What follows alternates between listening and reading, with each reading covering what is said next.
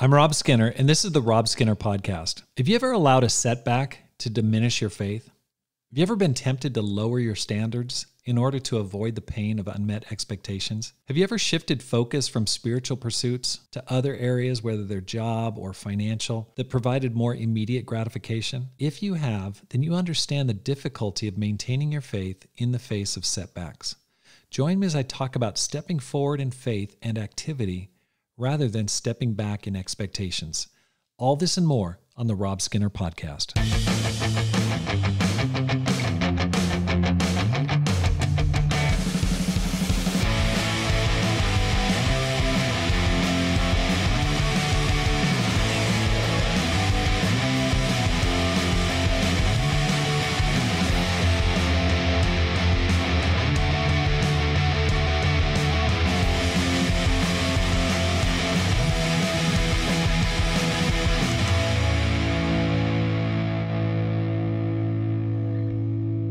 Welcome back to the Rob Skinner Podcast. My goal is to inspire you to live a no-regrets life, make this life count, and multiply disciples, leaders, and churches.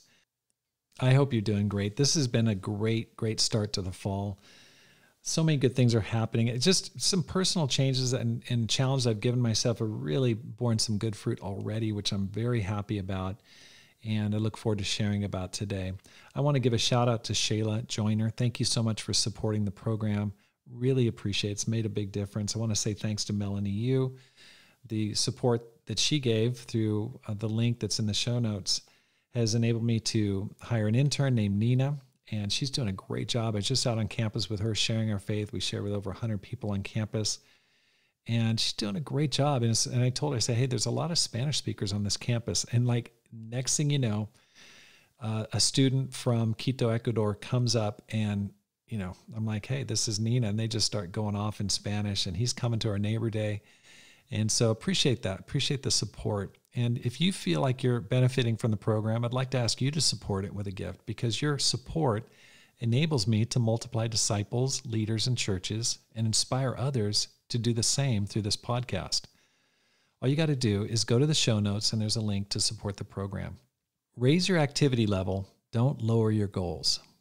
I was looking forward to the final message of the evangelism conference. Christians from all over the world were gathered for a conference meant to inspire and unify our family of churches. The final speaker was someone I've always respected and is one of my favorite preachers. I was waiting for a massive call to action, a dream-casting lesson that set our vision on winning this lost world. In past seminars and conferences, the final lesson is usually one of the best, and is typically preached by one of the most gifted leaders. That slot summarizes the primary points from all the classes and channels them into a call for massive action on the part of the participants. As the speaker began, I was waiting for that call. I was just ready. I was just sitting there on the edge of my seat. Oh, I can't wait to hear it. He's going to challenge the tar out of us. Instead, I heard a lot of stories about family and parenting. It's not bad. It's a good thing. A little surprised by it. And it was a long, meandering lesson. And what I heard from it was that we are not going to win the world in one generation. Therefore, let's pass the torch on to our kids and let them do it. I left really deflated. I remember just going, oh man, that's not what I expected. Instead of getting pumped up to return to my home church, ready to change my city, I'd seen a hero of my faith essentially pull out the white flag of surrender and slowly wave it in front of the gathering of over 10,000 followers of Jesus. Looking back, I totally understand what he meant. We do need to pass on what we've learned, our convictions and passion for God and the lost people of this world. I recognize that there will be millions of lost people long after I'm dead. I know that the work will continue on until Jesus returns. I know that. I get that. However, the tone of the lesson was, it's never going to happen, so let's not stress about it, and let's just focus on the next generation. It felt very much like a call to lower our expectations and to get satisfied with maintaining what we had, rather than multiplying what God had given us. As people filed out on their way home, I sat there thinking to myself, I'm not ready to surrender, to settle, or be satisfied yet. I'm not dead yet. Yes, I definitely want to pass on my faith to my children. But as long as I have a breath, I want to advance the kingdom of God as far as I possibly can. Every generation has to decide how they'll face the challenges God has placed before them. During the Exodus, Moses called the Israelites to explore the land they would enter and see what they were facing, both good and bad. In Numbers 13, verse 17, it is written, "When Moses sent them to explore Canaan, he said, 'Go up through the Negev and on into the hill country. See what the land is like, and whether the people who live there are strong or weak, few or many. What kind of land do they live in? Is it good or bad? What kind of towns do they live in? Are they unwalled or fortified? How is the soil? Is it fertile or poor? Are there trees in it or not? Do your best to bring back some of the fruit of the land.' It was the season for the first ripe grapes." 12 tribal leaders led the scouting expedition, and their evaluation is found in Numbers chapter 13 and verse 26. They came back to Moses and Aaron and the whole Israelite community at Kadesh in the desert of Paran. There they reported to them and the whole assembly and showed them the fruit of the land. They gave Moses this account: "We went into the land to which you sent us, and it does flow with milk and honey. Here is its fruit. But the people who live there are powerful, and the cities are fortified and very large. We even saw the descendants of Anak there. The Amalekites live in the Negev, the Hittites, Jebusites, and Amorites live in the hill country, and the Canaanites live near the sea and along the Jordan." Then Caleb silenced the people before Moses and said, "We should go up and take possession of the land, for we can certainly do it." But the men who'd gone up with him said, "We can't attack those people. They are stronger than we are."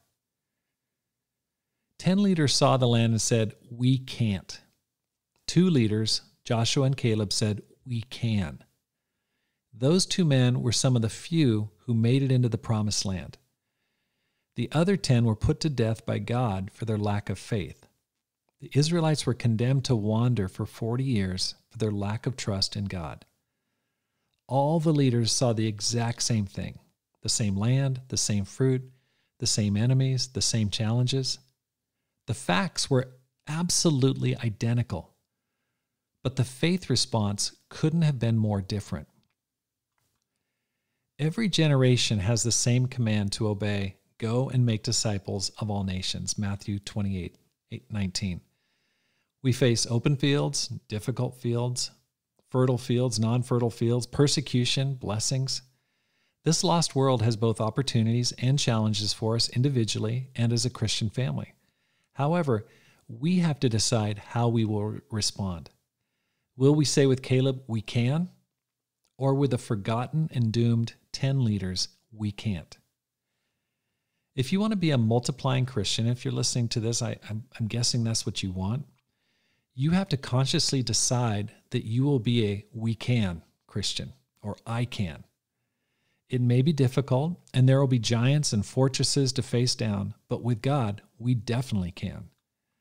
One of the biggest traps many Christians fall into is lowering their expectations when faced with spiritual challenges.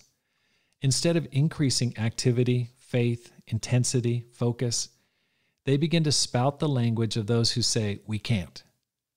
And you can recognize it by these signs. Being satisfied with only a few people becoming Christians. Well, that's just the way it is. Shifting focus from saving the lost to satisfying the saved. A critical spirit toward those who are bent on conquest, who are evangelistic, who are focused on saving the lost. Jealousy, envy toward those who are making spiritual progress or who are trying. Negative talk, gossip, slander toward those whose passion for the lost is still strong. It also reveals itself by a change of emphasis from building God's kingdom to padding our retirement, building our own kingdom.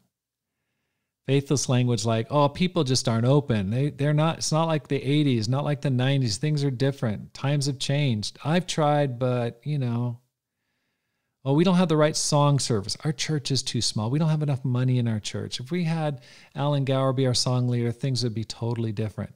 We don't have the right people in our church. We don't have the right leaders. We don't have the right preaching. It's always something. And we let ourselves off the hook. Recently, I was reading a book by Grant Cardone called The 10X Rule. And this was written about 10 years ago. And he points out that so often when we don't hit our goals, we lower our expectations and our efforts. In his book, he's talking about like sales goals and things like that. We don't want to experience the emotional pain of failing.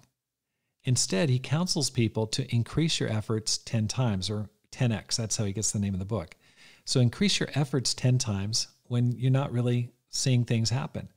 Now, this principle is applicable to the world of finance, to business, relationships, family, or spirituality. That's where the value is. We all have a choice when faced with not achieving our ambitions. We can settle, or we can set our minds on God and accept that our current level of faith, activity, and love will need to grow to meet the challenge before us. There's just really no other options. The difference between the man who returned with 10 minas versus the one who simply returned the mina given him by his master, and you can read about that in Luke 19, 11 through 27, is that the multiplying servant raised his expectations and efforts to meet the challenge and multiply 10 times what God had given him. The wicked servant settled and became critical of the master and his expectations. I was afraid of you because you're a hard man. You take out what you didn't put in and reap what you didn't sow. Luke 11:21.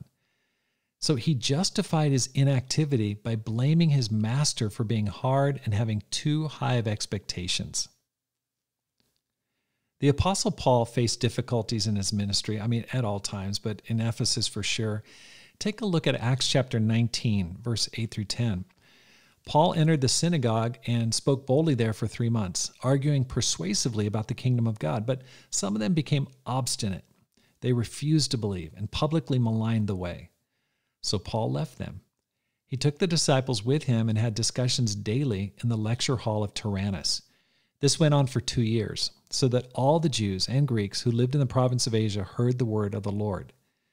When he faced opposition and a lack of openness in the synagogue, he didn't lower his expectations. He didn't quit. He didn't just go, it's just too hard. Times have changed. People used to be more open back in Judea. Instead, he changed locations and raised his level of activity. Instead of meeting every Saturday, he met every day.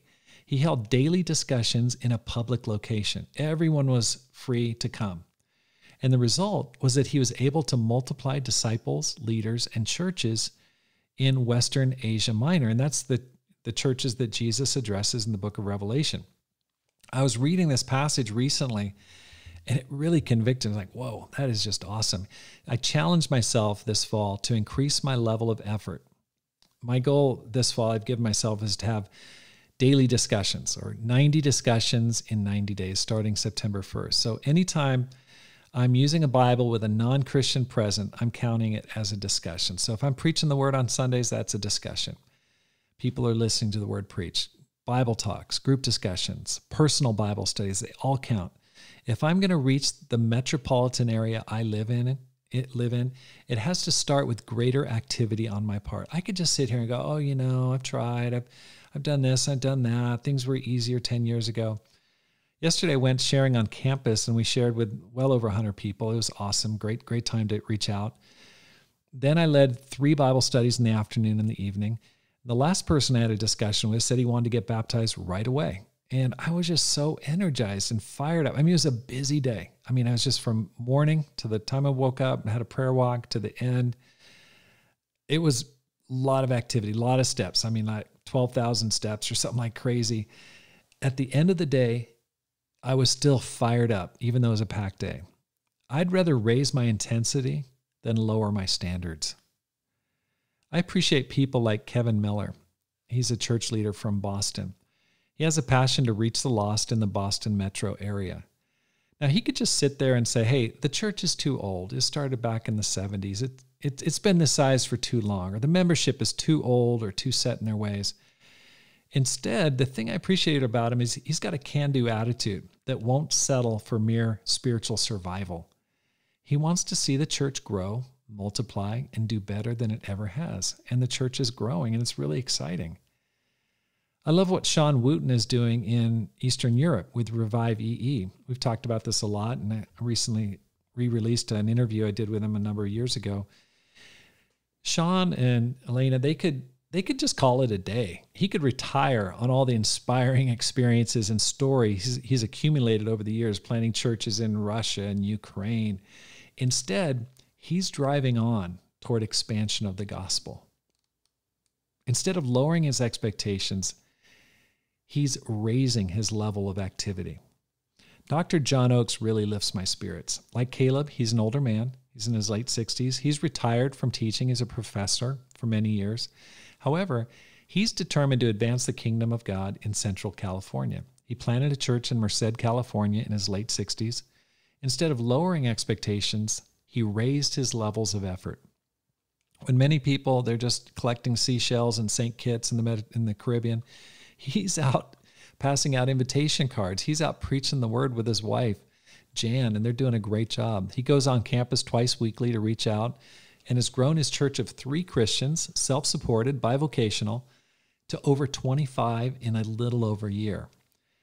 There's a Caleb spirit. There's a we can disciple. Take a look at yourself. Are you listening to the excuses and rationalizations that Satan and even many well-meaning Christians are placing in your head? Satan's lie is that when faced with difficult challenges, just lower your expectations. Back off. Don't try so hard so that you won't experience disappointment, failure, or defeat. Recently, Peter Garcia came and preached at our church, and it was a great lesson. Peter's always an amazing speaker, but he talked about expectation frustration and how we get frustrated when our expectations aren't met. And I mean, everyone in the audience was like, yep, I know exactly what you're talking about. And when we have those expectation frustrations, those feelings like I'm frustrated because I'm not seeing what I want to see happen, the proper response is not to lower our expectations so that we don't feel the frustration anymore, but instead increase our activity so that we can start seeing things happen. For example, if you haven't saved a soul in a while or been involved in a study or been involved in any evangelistic activity, you might be tempted to think, well, I'm just too old. I'm too unrelatable. I'm too isolated, or I'm too something. It's usually something too much of or too little of that's keeping you out of the action. Instead, take captive that thought and raise your activity level. Start sharing your faith actively. Give yourself a goal like, I'm going to share my faith once a day for the next 7 days. What a great goal. Just increase it from 0 to 1 every day. That's like infinite right there. Keep a prayer list of people you can pray for, serve, show hospitality to, and invite to church. You know, I keep a handful of 3x5 cards. I'm a big 3x5 card guy, but I've got the list of all the people I'm following up with and praying for. And what I did on Tuesday mornings, I just went through and texted all these people, say, hey, would you like to get together and study the Bible this week? And what do you know? People got back to me, and that's how I set up 3 studies on Thursday. It's just simply spending half an hour texting people and setting things up a couple days before. You reap what you sow. If you raise your energy, your efforts, and your faith, you will see things begin to change. Increase your efforts 10 times. Jesus said in Matthew chapter 9, verse 29, according to your faith will it be done to you. Just like the exploration of the land, for every 2 faithful followers, there'll probably be 10 cynical and faithless people. I hope that's not accurate, but it seems like it at times. Don't allow other people's negativity or spiritual issues drag you down. If you want to do great things for God, if you want to be a multiplying disciple, you will get heat and you'll get many reasons why it can't be done or why it shouldn't be done. Many wise people tell you this shouldn't happen, you can't do this, it's not smart, just calm down, take time off, take a break. People will say you're too old school. That's a real common phrase. You're too much to this. And this often happens because the person who's saying it is simply trying to justify their lives and their low expectations. Ignore it. Do God's will. Become a multiplying disciple. Raise your level of activity. Don't lower your standards. Application. In what areas have you surrendered or lowered your expectations? Maybe in relationships. Maybe you're not that close to people. How about evangelism? How about finances, purity? There's so many areas when you may have just decided, it's just not going to get any better. It's going to stay this way. What could you do starting today to raise your level of faith and activity to see God work in those areas? Thanks for listening. Here's how you can help support the program. First, let your friends know about the podcast. Secondly, read and review one of my books, How to Plant and Grow a Church, or Courage, How to Make This Life Count. You can find both of them on Amazon.com. Finally, support the program with a gift today. The link is in the show notes. Because my goal is to inspire you to make this life count, live a no-regrets life, and multiply disciples, leaders, and churches. Have a great day and make this life count.